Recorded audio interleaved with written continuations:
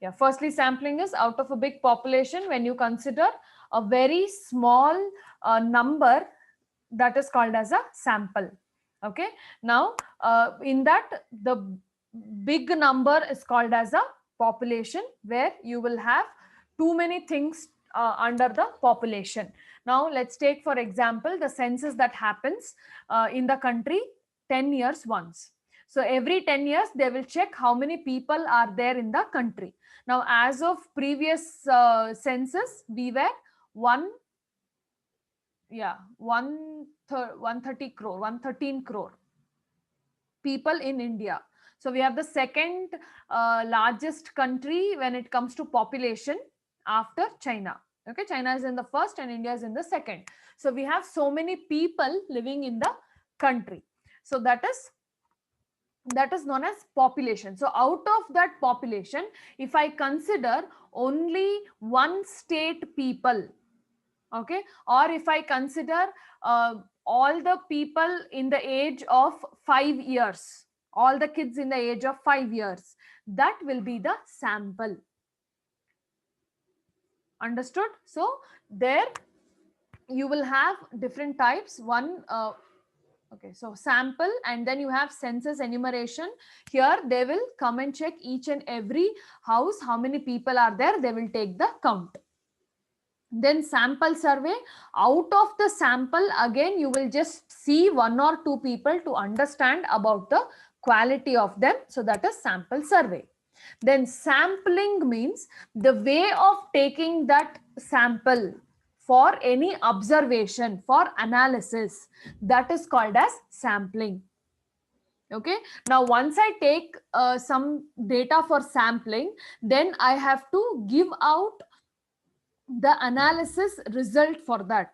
Now when they take the blood test, they will give you a report stating what all is there and not there in a human body. Similarly, if at all they ask you to get some scanning done, now in that case again they'll give you a report. All these are sampling. Okay, and then parameter and statistics.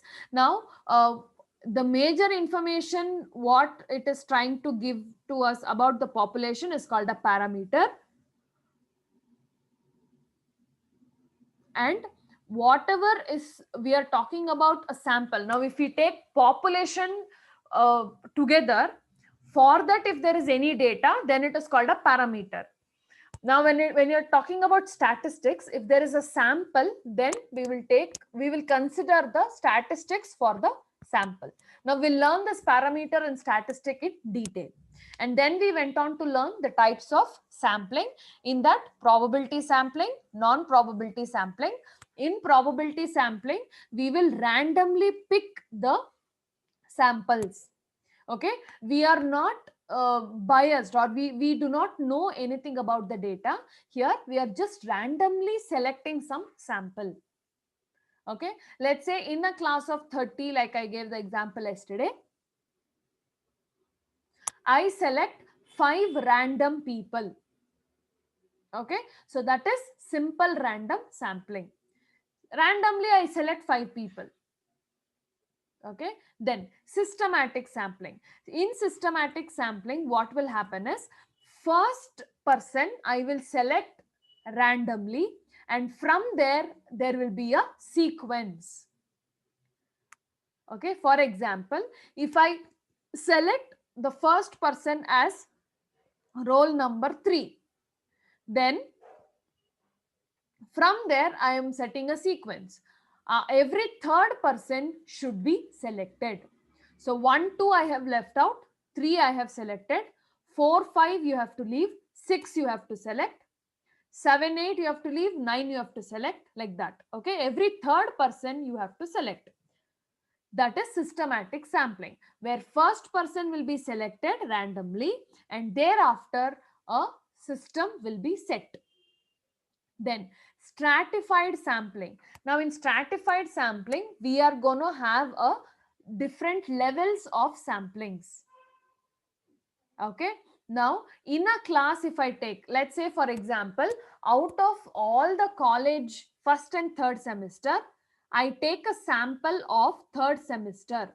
Now, even in third semester, I will bifurcate the class with the marks. People scoring 70 and above, people scoring 60 and above, people scoring 50 and above, 40 and above. Now, if I make layers like this or levels like this, that is known as stratified sampling, or it is a strata. Each level, that 50 and above, that one level is called a strata. Okay, so that is stratified sampling. Now coming to clustered sampling, here we are going to divide. See, these two sounds very similar, but there are differences. Which two? Stratified and clustered sounds very similar. Okay, but they are different. And here the population is heterogeneous. Heterogeneous means there are different segments. Okay, they are not all of them are not same, they are completely different. When it comes to clustered sampling, we are just checking or dividing the whole population into the subdivision. People who eat vegetarian, people who eat non-veg, a small sample. Okay, I have divided them into small bits and pieces. Fine, so that will be your clustered sampling. Then coming to non-probability sampling, here we don't select anybody randomly. We will try to understand them. We will try to put our belief, our judgment, our opinion into the sampling, and we will do the sampling. So first one, when it is purposive sampling, here there is a purpose behind selecting a person. Now, if I ask you people to form a group, you will find your friends and form the group. Correct? So, that what is the reason? The only reason for you is, only purpose for you is that they are your friends. That is purposive sampling. Then convenience sampling. I will based on my personal convenience, I will see, okay, if I add this person into my group, he is a very skilled person. Okay, that will add on to my group. Now, how do you make groups for your kabaddi game or volleyball or throw ball? You will see the person if he knows the game or not. Okay, how well the person was playing, what is the track record, all that they will see, and then only they will put them into the team. So that is convenience. For my convenience, for my group to win, I am taking the skilled and experienced people. I don't want to leave them. So that is convenience sampling. Snowball sampling. Now, snowball sampling, what happens is, I will take out all the creamy layer. Okay, they will select a unit at first, and the next the next selection happens based on the first unit. So suppose if I select one person from a class, the next person whom I select will be the friend of the first person. Okay, now again, if I select the third person, that person will be friend of the second person.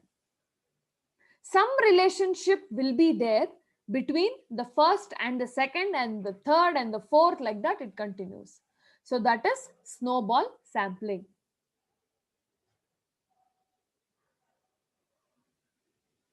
Next, quota sampling. Here, the number of sample units enumerated from the stratum will be fixed and assigned to each investigator. So they will have a quota being given. Okay, maybe based on the caste, based on age, income, gender. I will say people who have completed BCom are put into one quota. People who have completed BBA are into other quota. The people who have completed BCA are into other quota, like this. So here we are dividing them on similar characteristics, and we call them as sampling quotas. So these are the types of sampling. Now let us understand in detail what is parameter and what is statistic. This is very important for you to understand 2 marks question of definition or meaning of parameter and meaning of statistics may be asked in the examination. Okay, so let us understand that. Firstly, the totality of units under consideration is called population. Now a class or college with degree, the degree college together, if it is a 1 unit, then it is called as a population. It is difficult to study the entire population in a survey. Now we have first semester as well as third semester students of BBA as well as BCom. So it is difficult to study each and every class, each and every person. So what we will do is, out of all of them, we will take few representative part. Let's say we will take 5 people from each class. That is the representative part of the population. And that representative part of population is called as a sample. You would have heard about sample in many cases. Whenever you want to buy some eatables from bakery, you ask for a sample. You go to any exhibition, they'll give you some samples of eatables, right? Sometimes if you are trying to order something in bulk, before ordering, you will find a sample. So sample will give you an idea about how the final product would be, right? So this sample, how do we understand that? Now, a statistical constant that states about the population is called as a parameter. Now, there will be a statistical constant. The way to solve this population in statistical way is called as parameter. Now, in practice, parameter values are unknown and the estimates of parameter are based on sample values. So, while we are solving problems, we will directly not know what are the parameter values. Okay, so we will be estimating the parameter based on some other values. So the example for a parameter are population mean and population variance. Now we know what is arithmetic mean, correct? We know what is arithmetic mean, sigma x by n. Now here, if we find out the mean for the population, what is population? The total number of units that we are considering for the research, that will be population. Now, if I find the mean for this population, that is called as population mean. Okay, but the denotation is different and it is like this. Okay, you can write like this also, but this has to be longer. This is called as, this symbol is called as mu, M-U-E, mu. Okay, so population mean is denoted by mu. And then the population variance. How different is one population with another? We are going to find out under parameter. Now, when we are talking about parameter, it is all about population. We are not talking about sample. Population means total number of units. Okay, that is population.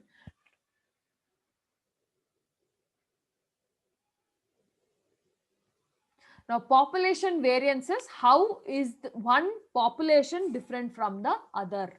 So, for that we will be calculating the variance, which is denoted by standard deviation square. This is standard deviation. This means standard deviation. And then for that you will have a square. This is called as population variance. So, this is a parameter of population. Now, similarly, when we do the statistical calculation for the sample, now I told from each class we are going to consider 5 people. Now, that 5 people are statistic. Okay, they are a sample. Now the sample statistics should represent the characteristics of population parameter. So these sample five people who have taken, they have to represent the whole class.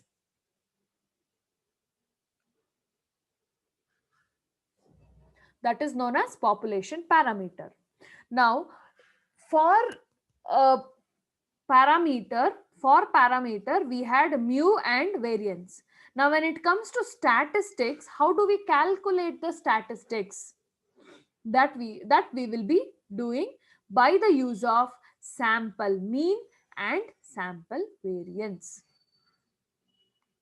Okay, so we will be finding out population mean, that is mu, and population variance, that is sigma square, or this is standard deviation square. Similarly, when we come to sample, we will be calculating sample mean, and here it is x bar. Okay, as usual our mean, and sample variance, that is s square, etc. So this is parameter and statistic. Now moving on further, we'll have to understand about sampling distribution. Now before this, did you understand the parameter and statistic?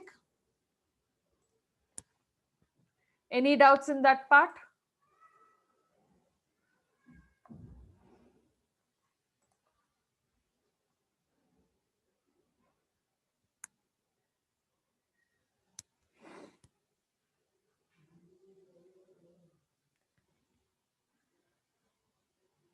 Okay. Now moving further is sampling distribution. Now in sampling distribution, the population size, okay, we are assuming a population size. Now let us say, for example, our class size is n, and the total number of samples drawn from the population be k. Now n is nothing but 30 people in the class, and k is the sample, that is 5 people that I have taken as samples. The size of k samples is n. Now k sample is the total number of samples drawn from the population is k. Okay, we have 5 people. Now the size of that is small n. Now how do we write that? The sample means will be x bar 1, x bar 2, x bar 3, and so on till x bar k. How many ever people are there? Until so many ever mean we have to find. And these are called as statistic, and they can change from one sample to another. Now these x bar 1, x bar 2, x bar 3, and so on, this is the sample mean, and this is called as a statistic. And the distribution of values of the statistics for different samples of the same size is called sampling distribution. Let us read that again. The distribution of values of a statistic. Now values of statistic is x bar 1, x bar 2, x bar 3, and so on. Now the distribution of values of statistics for different sample, for different type of data, okay, they will have the different sample means. That is known as sampling distribution. Okay, now next is standard error. The standard error deviation of a sampling distribution of statistic is known as its standard error. Now this, we have to find the standard deviation of the sampling distribution. Now let us take, for example, in a company they are manufacturing the LED lights. Okay, we use that at home, right? Those LED lights. Now let's say they are manufacturing LED lights. Now they are manufacturing 1,000 lights. They are manufacturing 1,000 lights. Now when they come to give the order, or when they come to purchase, let's take it easily. When they come to purchase, now a company is selling LED lights. Okay, and the company has manufactured 1,000 lights. Now, when they have manufactured 1,000 lights, they would have tested everything. All that is okay. Now, customers, let's say there is person A who has come to buy 200 lights. Okay, he has come to buy 200 lights. Now, out of 200 lights, do you think they will again check every light? No, they will just check 2 lights. They'll check 2 lights. If it is working properly, then they will sell the product. So this 2 is the sample. Okay, this 2 is the sample and this 1,000 is the population. This 1,000 is the population. Now, there can be some bulbs which can have error. Okay, now out of 1,000 bulbs, let's say 5 bulbs were not working. 5 bulbs were not working. So that is the error bulb that you will have. So the standard error shows the relationship between the dispersion of observation around population and dispersion of sample around the population means. Okay, now it might be a little confusing. Now we will start with the problems and then you will understand the standard error. Okay, so the formula for standard error is standard deviation divided by square root of n. Remember this formula, it is important. Standard error is nothing but standard deviation divided by square root of n.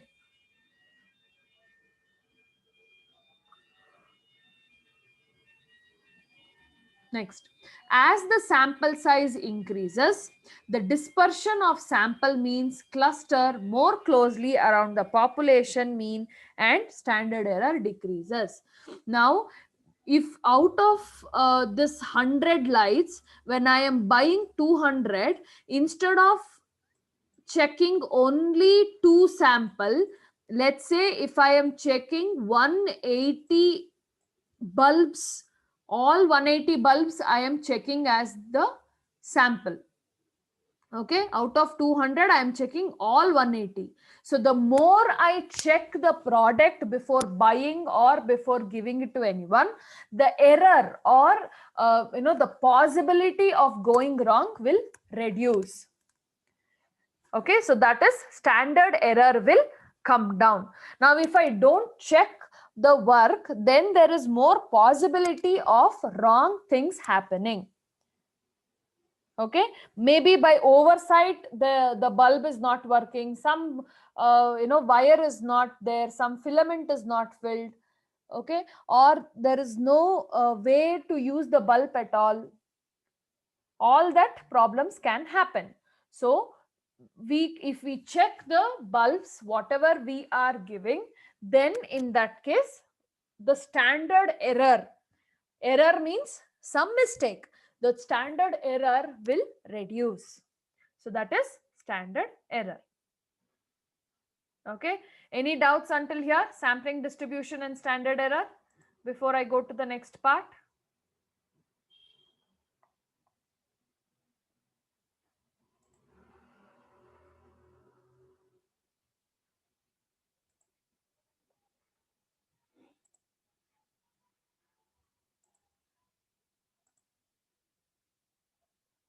Okay, now coming to the sample size determination. Now selecting sample also there is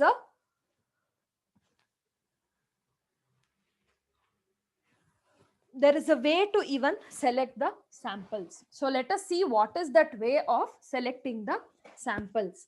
It is an act of selecting the number of observation in a sample. So we have a sample, let's say in a class of 30, I have taken 15 people. Now, even out of 15 people, I am only selecting 2 of them. Okay, so it's an act of selecting the number of observations. I'm selecting two people after observing some criteria. So that is sample size. So it helps us in making inferences about the population. It helps us in coming to a conclusion about the class. Okay, now a sample size is determined based on the data collection. For example, in a census, data are collected on the entire population. So the sample size is equal to the population size. Now, when they do the census, when they come and ask in each and every home about who is there and how many of them are there, what are they doing, so they are giving equal attention to everybody. So that will be the sample size. The sample size is very, very huge. But similarly, if I take the tube light or the LED light example, the sample size which I considered first was only two samples. This can be the sample size. Okay, next, let us understand how do we define that 2, or how do we define that 100 which we have to take as the sample. We cannot randomly take it all the time. We have a defined steps to take the sample size. First, we have to define the research objective. Why are we doing this research? Why do we need the sample? What is the reason for it? So define research objective. Then we would have set some goals for the research. We would think, okay, we have to find out the number of people who drink or let's say number of kids who drink boost at the age of 6. Okay, my goal is to find out the number of people who drink boost at the age of 6. Now I am only focusing on 6-year-old kids who can afford boost and who are willing to drink. So that is my research objective. Then the second step is determine margin of error.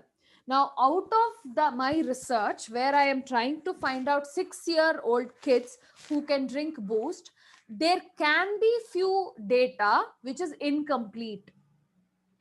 Okay, few of them are not ready to answer my questions. Few of them does not come into the category at all.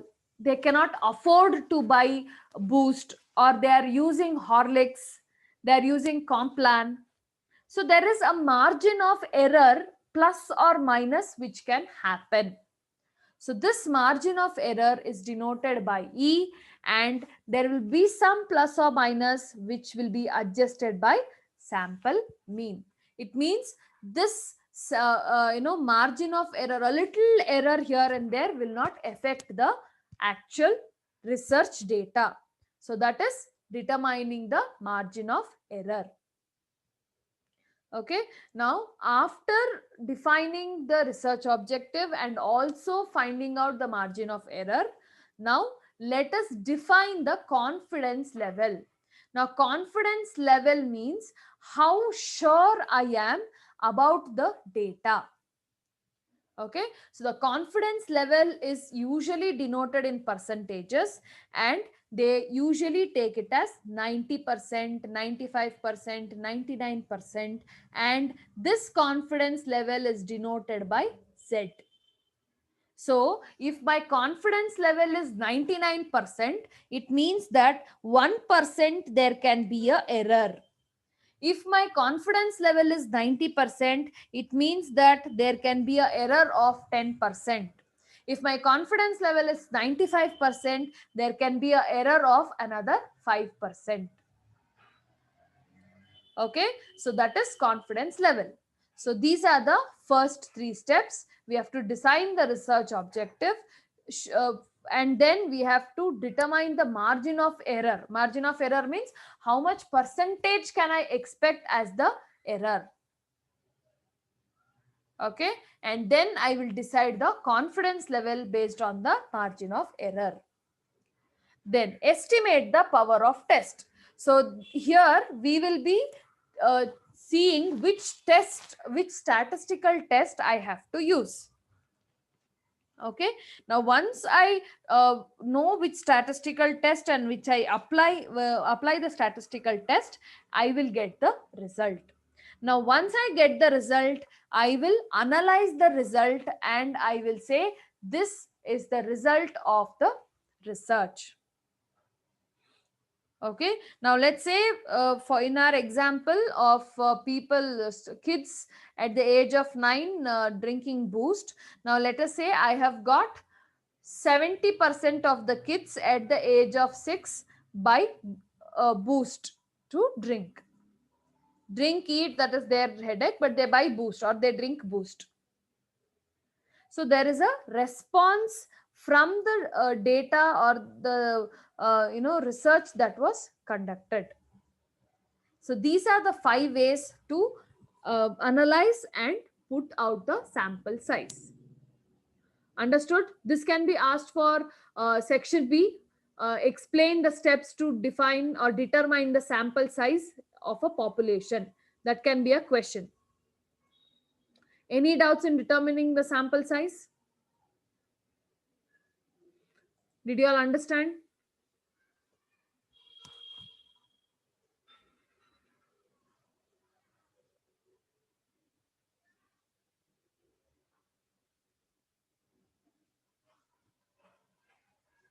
Okay, now let us go to the formula directly. Now, formula, we will have to find the sample size when the standard deviation is given and when population proportion is given. There are two scenarios. First one is when standard deviation is given. In few, they will give the standard deviation in the problem. And then when the population proportion is given. Now here the formula is n is equal to z standard deviation divided by margin of error whole square. And then the formula for sample size when population proportion is given is z square p into 1 minus p divided by e square. Now here z is confidence coefficient, standard deviation, E is margin of error, N is sample size, and P is population proportion. Let us get into the problem for us to understand how do we use this. Okay, now a sample of 200 chocolates had a sample standard deviation of 0.4 grams. A sample of 200 chocolates had a sample standard deviation of 0.4 grams. How many chocolates must be included in a sample if the investigator wants to be 90% confident that the sample mean is within 0.1 grams of the population mean? Now here what they are trying to say is this is used in the higher end research where let's say we are going to a chocolate factory. Let us take for example, we have gone to a factory of dairy milk. Now out of dairy milk so much of production, I take a sample of 200 chocolates. Okay, and I note down all the details about the chocolate. Okay, now once I calculate the details, the standard deviation for the chocolates was 0.4 grams. So they're asking me how many chocolates must be included in the sample. I had taken 200, but what should be the actual size of the sample if I am confident that 90% of the chocolates are correct and I have to get the sample mean as 0.1 grams. Okay, and this Z, what is Z? Z is the confidence coefficient. Now this Z value is directly given to us, which is 1.64. Okay, so given that Z is equal to 1.64, standard deviation is 0.4, and E, that is error of margin. Now out of 100%, out of 100%, if I subtract 90%, I get 10%. Correct? So 10% is nothing but 10 divided by 100, which is 0.1. Okay, so that is margin of error. So that 10% can be the error in the sample that we take. So the formula when the standard deviation is given is that n is equal to z into standard deviation by margin of error whole square. So z is already given to us directly, 1.64. There is a table for z. We will see that in the next class. And then into standard deviation,